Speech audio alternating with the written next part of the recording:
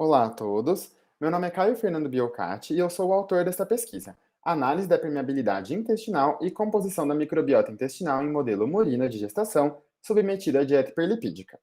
Eu fui orientado pelo professor Dr. Lício Augusto Veloso e tive a colaboração e coorientação das doutoras Vanessa Bobo, Karina Silva e Josiane Morari. Essa é uma pesquisa que foi realizada na Faculdade de Ciências Médicas da Universidade Estadual de Campinas, no laboratório OCRC, com o apoio da FAPESP. Para entendermos a importância e o objetivo dessa pesquisa, é necessário que nós entendamos e visualizemos o epitélio gastrointestinal como a grande interface de contato do corpo com o meio externo. Ou seja, as substâncias no extracorpóreo, elas passam para o intracorpóreo por meio da interação com o epitélio gastrointestinal. Uma das passagens possíveis é a passagem paracelular de substâncias, isto é, a substância passa do lúmen para dentro do corpo, no espaço entre as células.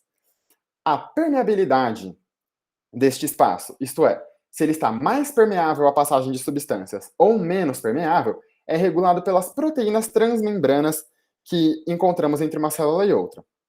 O destaque aqui são para as proteínas claudina e ocludina, que elas compõem as tight junctions, grandes complexos proteicos que vão fazer essa regulação. As tight junctions, elas são estudadas há um tempo já, e na literatura viu-se que a integridade estrutural e funcional das tight junctions depende de uma série de fatores. Dentre esses fatores, podemos citar a composição da microbiota intestinal. Todo o ambiente, o microbioma, né, as bactérias que vivem e coexistem conosco no nosso intestino, elas interagem com as tight junctions e, quando elas são uma microbiota saudável, fisiológica, elas contribuem para a manutenção estrutural e funcional dessas tight junctions. Porém, alterações dessa microbiota podem repercutir na estrutura das tight junctions, de modo a torná-las desfuncionais. Dessa forma, todos os fatores que influenciam a composição da microbiota intestinal também podem influenciar a estrutura das tight junctions. Sendo assim, já é conhecido na literatura que a gestação, um fenômeno fisiológico, é competente em alterar o microambiente intestinal e, portanto, a composição da microbiota. Outro fator que é capaz de alterar a microbiota intestinal são fatores dietéticos. Então, uma dieta disfuncional pode levar a alterações patológicas da microbiota.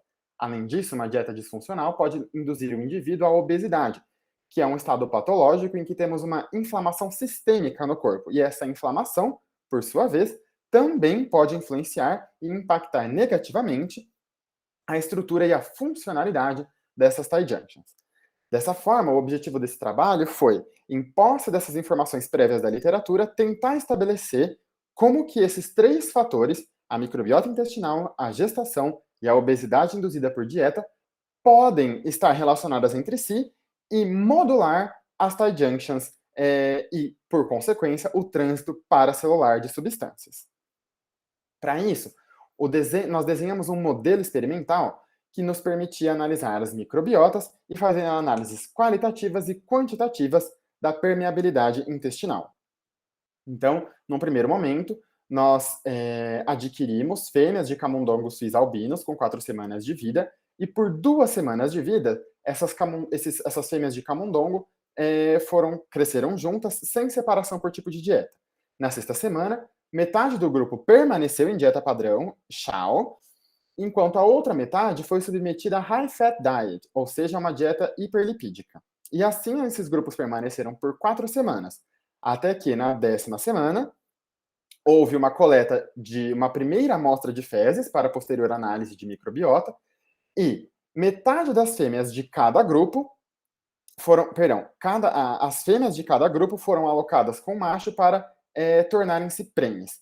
Então, a partir deste momento, as fêmeas passaram em 2 semanas de prenhez, quando houve a segunda coleta de amostra de fezes para também posterior análise de microbiota intestinal. Paralelamente, em outro grupo, nós adquirimos fêmeas de camundongos da espécie C57, com 4 semanas de vida, e de modo similar ao desenho anterior, durante 2 semanas, essas fêmeas foram mantidas juntas, sem separação por tipo de dieta, quando, na sexta semana, metade do grupo permaneceu em dieta padrão, enquanto a outra metade foi submetida à dieta hiperlipídica. E assim, por 4 semanas, de 4 a 5 semanas, essas fêmeas foram mantidas até que entre a 10ª e a 11ª semana, metade das fêmeas de cada grupo foram alocadas para acasalamento, de modo que, ao fim dessa entre a 10ª e a 11ª semana, nós tivemos 4 grupos. C57 Chow não prenhe, ou seja, fêmeas em dieta padrão não prenhes e fêmeas em dieta padrão prenhes. Do outro lado, nós tínhamos fêmeas submetidas à dieta hiperlipídica não prenhes e prenhes. E aí, com o passar de 2 semanas, essas fêmeas foram eutanasiadas e houve a extração de tecidos para análise de PCR em tempo real. Outra parte dessas fêmeas não foram eutanasiadas, mas sim submetidas ao experimento do Fitz-Destran, melhor exemplificado nesse esquema. Essas fêmeas receberam uma solução contendo Fitz-Destran, ou seja, um açúcar ligado a um fluorófilo, e essa solução foi administrada por gavagem, de modo que a solução teve contato com o epitélio gastrointestinal. Após 4 horas, foram extraídas amostras séricas dessas fêmeas, que, após centrifugação, foram colocadas em máquina própria para leitura da emissão da fluorescência. E os resultados foram estes. Com a análise da microbiota, nós pudemos ver que 3 dos grupos, ou seja, os grupos prenhes, tanto em dieta padrão quanto em dieta hiperlipídica, quanto aquele grupo que foi o nosso grupo controle, que permaneceu em dieta padrão e não foi submetida à gestação, apresentaram microbiota de composição muito similar, com predominância do gênero Lactobacillus e poucos gêneros bacteroides. Ao contrário, as fêmeas que foram expostas à dieta hiperlipídica, mas não passaram pelo processo da gestação, mostraram redução do gênero Lactobacillus e aumento expressivo do gênero Bacteroides. Na análise por PCR, nós podemos observar que a expressão de genes que codificam as proteínas das tight junctions, a ocludina e a claudina, tanto em duodeno quanto jejuno, ela se manteve a mesma nos grupos em dieta padrão, tanto em gestação quanto não gestantes, e, de maneira similar, nos grupos que consumiram dieta hiperlipídica, mas, conforme a legenda mostra aqui, não foram submetidas à gestação.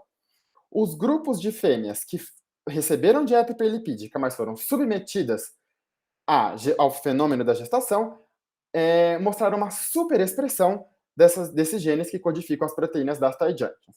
De modo similar, essas fêmeas também mostraram uma superexpressão do gene MUC2, que é um gene responsável pela codificação de proteínas que zelam pela integridade da mucosa intestinal, também atuando como um fator importante de barreira. Por fim, o resultado do Fitz-Destran mostrou para nós que, então aqui nós temos uma representação da quantidade da leitura de fluorescência, né, das amostras séricas extraídas, o que nos mostra que as fêmeas submetidas à dieta hiperlipídica não prenhes mostraram a maior taxa de leitura, com significância estatística para todos os demais grupos, o que indica para nós que mais açúcar fluorescente passou do meio extraintestinal para o meio intracorpóreo, né, para a circulação sanguínea, neste grupo do que em qualquer outro grupo. Isso nos leva às nossas conclusões, né? A soma desses três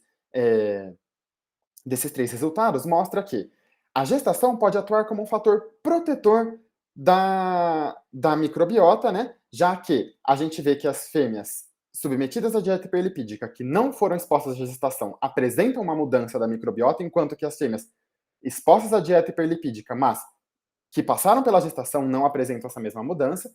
E essas fêmeas, que além de não apresentarem essa mudança na microbiota, elas superexpressam os genes que codificam as proteínas de barreira intestinal, o que nos permite inferir que essas fêmeas teriam um maior controle e uma maior regulação do trânsito paracelular de substância, o que impediria a entrada de patógenos e atuaria como um fator protetor a esta alteração que a obesidade pode causar nas fêmeas, no trânsito paracelular, nas tight junction dessas fêmeas. E por fim, o experimento do Fitz-Destran é uma boa demonstração qualitativa de que nas fêmeas em que nós tivemos exposição à dieta hiperlipídica e não foram submetidas ao processo de gestação, o epitélio estava muito mais permeável, pois muito mais açúcar fluorescente foi capaz de transpor a barreira e ser lido posteriormente. Dessa forma, embora mais estudos sejam necessários para identificar o mecanismo como isso acontece, nós podemos inferir que a gestação, por meio de preservação da microbiota intestinal e da superexpressão de genes que codificam proteínas de barreira intestinal, atua como um fator protetor à exposição à dieta hiperlipídica e à obesidade.